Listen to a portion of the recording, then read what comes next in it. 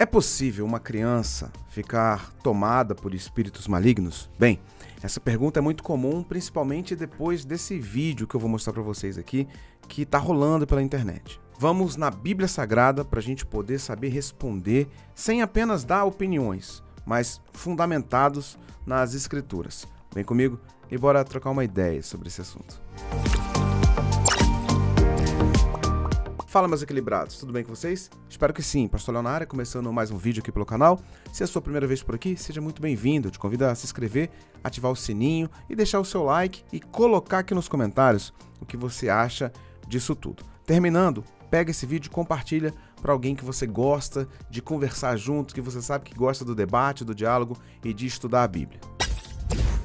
Pessoal, o vídeo que eu estou me referindo é esse aqui, ó. Eu vou colocar na minha tela do lado, mas é o seguinte, o rosto da criança fatalmente está cortado. Esse vídeo tem na internet na íntegra, com o rosto da criança, que é uma baita exposição, que é completamente desnecessário e, aliás, errado, tá? Então aqui a gente só vai escutar a voz da criança, tem a legenda, mas já é suficiente para a gente ficar triste com essa situação, chocado, mas é importante para a gente estudar a palavra de Deus e para todos nós que temos crianças ficarmos ligados com o que está acontecendo, tá bom? Então bora assistir aqui. Então vamos matar minha mãe! Chuta pra eles, então! Eu vou matar todo mundo na minha Mata mãe! sua mãe, mata o seu pai que te fez Eu vou mal. matar meu avô! Olha só, pessoal, a gente começa esse momento aqui, a criança chateada com a família. A razão não se sabe. A gente pode supor que seja alguma coisa porque foi para a escola, não queria ir para aula, ou esqueceu algum material, alguma coisa. E a criança tá ali dando um show, tá dando um piti assustador e completamente desproporcional. Uma criança com essa voz, uma criança desse tamanho, não deveria, sob circunstância alguma, ter esse linguajar. E é por isso que a gente fica pensando a respeito da possessão. Agora, é o seguinte, as crianças, elas replicam comportamento. Aqui no canal, eu tenho vários vídeos que eu falo sobre isso, gente. Não deixa seu filho de 8 anos jogar jogo de 12, 13, 15 anos. Ah, tem nada a ver. Tem a ver sim, porque nesses jogos tem linguajar. Eu não tô falando que isso é por causa do jogo, mas é por causa do consumo como um todo. Não deixa seu filho assistir série que a faixa etária é 14, 15 anos, se ele tem 6, 7, porque vai absorver coisas fora da idade dele. Tem crente que proíbe tudo de tudo e fala não pode nada, tudo é do diabo. Por quê? Não tem fé equilibrada. Mas o equilíbrio é saber o que pode cada um ver para poder contextualizar a sua absorção de conteúdo. E também, gente, principalmente, crianças replicam o comportamento dos pais. Eu já vi pai achando engraçadinho o filho de 2 anos falar um palavrão. Todo mundo ao redor riu. Eu fiquei espantado, falei assim, gente, isso não é bonito não. Falar palavrão é feio, falar palavrão é errado. Que mundo que a gente está vivendo? Mas é engraçadinho, né? Então, essa criança fatalmente, eu tô fazendo a minha avaliação aqui, eu tô julgando, né? Fatalmente, ela vê os pais brigando ou os responsáveis por ele ali em discussões para replicar essa intensidade de ódio. Ah, então não tem nada espiritual? Tem muita coisa espiritual e a gente vai ler na Bíblia o que a Bíblia fala sobre circunstâncias semelhantes a essa. E aí, no fundo, tem um cidadão aí, um extraterrestre, porque não é possível que é humano uma pessoa dessa, que tá ali, não sei se é coordenador, se é professor, não sei se isso aqui é um ambiente acadêmico, né? Não sei, mas tá dizendo assim, não, vai mesmo, bate, xinga, se vinga mesmo, botando pilha no ódio da criança. Isso aí é inadmissível, né? Olha que sério isso. Aí teve esse corte, né? Possivelmente alguém ali falou, oh, não fala essas coisas não, tá repreendido, você é de Jesus. E a raiva dele é o quê? Eu não sou de Jesus. Primeira coisa que a gente identifica aqui é a aceitação. Ele não se vê de Jesus. Será que é porque ele é um cara que escolheu o lado negro da força, se fosse numa linguagem de Star Wars aqui? Ou ele não se sente amado por Jesus? Ele se sentiu abandonado. Essa idade não vê Deus se não for pela paternidade, gente. Não vê. Então, papai do céu, Jesus, se ele não tem um bom relacionamento com a figura paterna, fatalmente ele vai ter dificuldades com Deus. Esses dias mesmo, vi uma jovem falando assim, eu vejo muito Deus como rei, como senhor, mas eu tenho dificuldade de ver Deus como pai, porque o meu relacionamento com meu pai é horrível. Isso aí é fato, então a gente tem que trabalhar em cima disso. ele está rejeitando Jesus, talvez porque ele tenha se sentido rejeitado por Jesus antes, pela figura paterna. Mas aí a gente não sabe quem é a criança, não fez um acompanhamento. A gente está superficializando hipóteses aqui, mas para você ver a gravidade das declarações que uma criança dessa idade já fala. Eu sou de barro! Eu sou de diabo! Eu gosto muito de diabo! Eu vou matar Jesus! Olha só que sério isso, né? Falando de quem que ele é, falando que vai matar Jesus, a raiva que ele tem, da figura que ele tem, a imagem que ele tem da figura de Jesus é muito séria, né? Isso, alguém pode falar assim, ah não, isso é espiritual.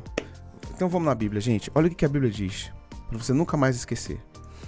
Marcos, do capítulo 9, do 14 ao 29. Caraca, pastor, é muito versículo. Meu irmão, se você não gosta da Bíblia, você tá com problema. Você tem que gostar da Bíblia.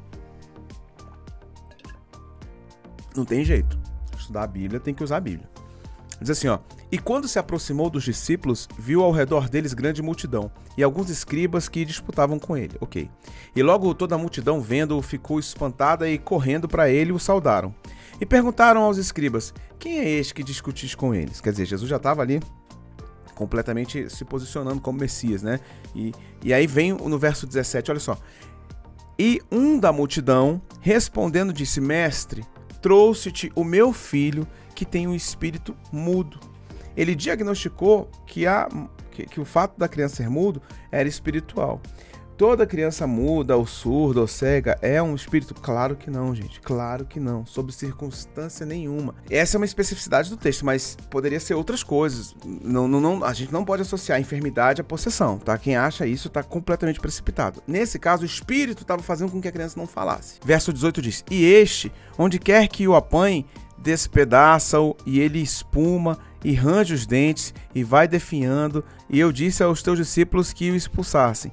E eles não puderam, quer dizer, olha que vergonha, os caras não estavam preparados, brincadeira, né? E Jesus, né? E ele respondeu e disse, ó geração incrédula, até quando estarei convosco? Até quando vos sofrerei ainda? Trazei-mo, quer dizer, traz esse menino aí pra gente resolver. E trouxeram-no, e quando ele viu, logo o espírito agitou com violência, e caindo o endemoniado por terra, revolvia-se, escumando. Pessoal, o que a Bíblia está dizendo aqui? Olha só, deixa eu marcar aqui, ó. E caindo, vocês estão vendo isso aqui? E caindo o endemoniado, quer dizer, estava endemoniado mesmo. E tá falando que é o filho do cara, né? E perguntou ao pai, quanto tempo a que ele sucede isso? E aí ele vai responder, o quê? Desde a infância. Então, sim, pessoal, infelizmente, tá? Infelizmente, é possível crianças ficarem possuídas. Biblicamente, tá? É comum? Raro. É raro, mas acontece. Uma criança possessa, ela perde a salvação? Cara, eu tenho uma fé muito genuína de que não, sabia? Porque, mas se ela tá possessa... Irmãos, a salvação é pela graça. A salvação não é por mérito. A salvação não é mediante a minha nem a sua santidade, pelo amor de Deus. Se fosse, a gente já estava no inferno garantido. É graça. Agora, o que faz uma criança ficar possuída? Talvez hereditariedades, consagrações sequenciais. Às vezes o avô foi oferecido a espíritos, aí teve o pai, o avô ofereceu o pai, aí o pai teve o filho, ofereceu o filho. Então é uma sucessão ali de entregas a entidades, a espíritos malignos, e isso pode dar uma liberalidade no mundo espiritual para aquela criança ficar assim. Agora eu vou te falar, tem muitas crianças que sofrem perturbações. Eu falo que eu já fui uma dessas. Eu, quando era pequeno, eu tinha visões que não eram visões, digamos, espirituais para edificação da fé. Não, eram perturbações. Porque se você tem o dom de visão, fatalmente você vai ver algumas coisas. Vai ter coisa que você vai ver, vai ter coisa que você não vai gostar, vai ter coisa que você vai se assustar e tal. Mas você tem o dom. Então você, junto com aquilo, buscando ao Espírito, você tem a capacitação do Espírito para entender o discernimento daquilo. Quando você é pequeno e tem perturbações, visões de perturbação, você tem medo.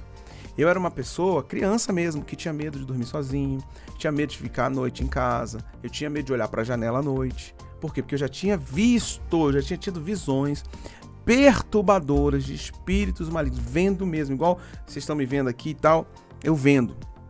Então eu morria de medo disso. Por quê? Porque eu sofria ataques espirituais nesse sentido, que é uma parada muito séria, tá bom? Então a gente tem que estar sempre buscando ao Senhor para estar revestindo as nossas crianças de todo tipo de sequela, de ação, de setas malignas. Nós não batizamos crianças na maioria do protestantismo.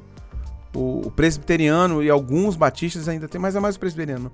Ele tem aquele batizado ali e tal, depois tem a confissão de fé, quando fica mais com discernimento para entender o que está acontecendo. Mas nós consagramos as nossas crianças desde o ventre, né? Você lembra que João Batista tremeu no ventre da sua mãe quando Maria, grávida do menino Jesus, eles se encontraram barriga com barriga ali. Então, assim, o Espírito de Deus, ele manifesta a graça dele sobre as crianças poderosamente, viu? A oração de uma criança tem muito poder. Muitas vezes ela não tem um discernimento absoluto do que ela está orando, mas só por ela ser uma criança tem muito poder. Mas, ao mesmo tempo, o inimigo também entra nessa situação, né? Terrível, terrível. E aí, ó, diz ali no verso 22, ó, e muitas vezes tem lançado no fogo e na água para o destruir. Mas se tu podes fazer alguma coisa, tem compaixão de nós e ajuda-nos, né? Tenha compaixão, que coisa mais linda. E aí que Jesus fez? Fez mais nada, só falou assim, e Jesus disse-lhe, se tu podes crer, tudo é possível ao que crer. E logo o pai do menino, clamando com lágrimas, disse, eu creio, Senhor, ajuda a minha credulidade.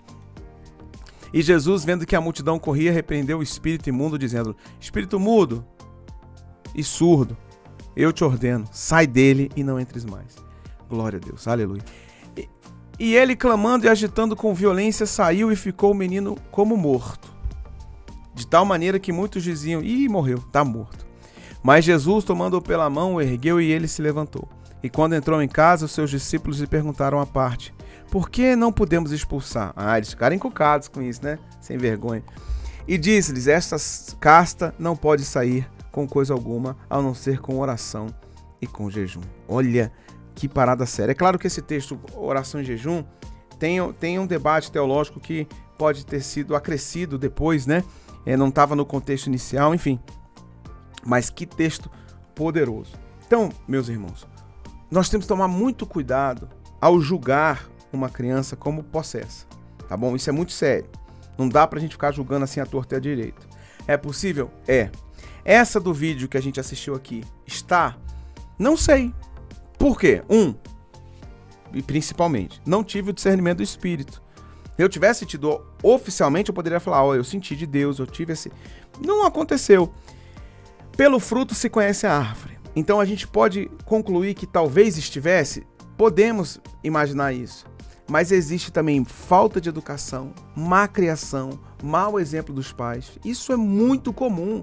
Crianças falando isso. Tem muitas crianças que falam palavrão, que falam besteira, que fica com raiva.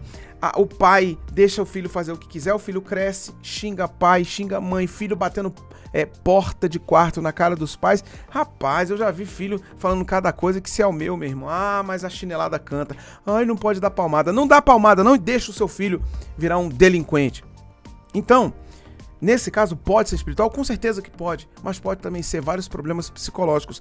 E essa criança, fatalmente, precisa de um acompanhamento espiritual, de um líder, de um pastor, de um homem de Deus, de uma mulher de Deus, de um líder que trabalhe com pais, para educar os pais a educar essa criança. E também precisa de um tratamento psicológico. É impossível a gente negar a necessidade de um acompanhamento psicológico em situações como essa. Então essa criança precisa muito da nossa oração, a gente não pode fazer muito de longe, o que a gente pode fazer é trazer esse tipo de assunto sem expor, para tentar edificar a vida dos irmãos e trazer também o entendimento, porque a nossa vida prática pode acontecer isso também, né? E orar por eles. Então, oremos por essa criança, oremos pela família dessa criança, para que esse jovenzinho aí, essa criança, se transforme num profeta de Deus, num pregador da palavra, num missionário, num músico, quem sabe, em alguma coisa para servir ao Senhor, porque geralmente, quando crianças passam esse tipo de luta, é porque Jesus tem um plano lindo na vida deles. É isso que eu creio para essa criança, que Jesus vai usá-lo muito na sua geração. Bem, se você chegou até aqui, muito obrigado pelo carinho da sua audiência. Deixa o seu like, comenta aqui embaixo o que você pensa disso, porque é um assunto sério, muito sério. E, claro, também compartilha com o máximo de pessoas que você puder. Se você quiser se transformar num aluno meu e aprender a pregar a palavra de Deus, faça parte da jornada Pregue Bem. Eu tenho certeza que você vai desenvolver o seu ministério como pregador da palavra, seja na igreja, num pequeno grupo, num GC, numa célula, seja num culto familiar, seja num congresso, num culto de domingo, aonde você precisar, na internet, fisicamente, na sua escola, faculdade. Deus vai te aprimorar e aperfeiçoar bastante através da capacitação do ensino da homilética, que é a arte de pregar, tá bom? O link tá aqui na descrição e o QR Code aqui. E eu tenho certeza que você vai ser ricamente edificado. Bem, eu vou ficando por aqui, mas tem muitos outros vídeos para você assistir no canal. Um beijo no seu coração, forte abraço. Tchau, tchau.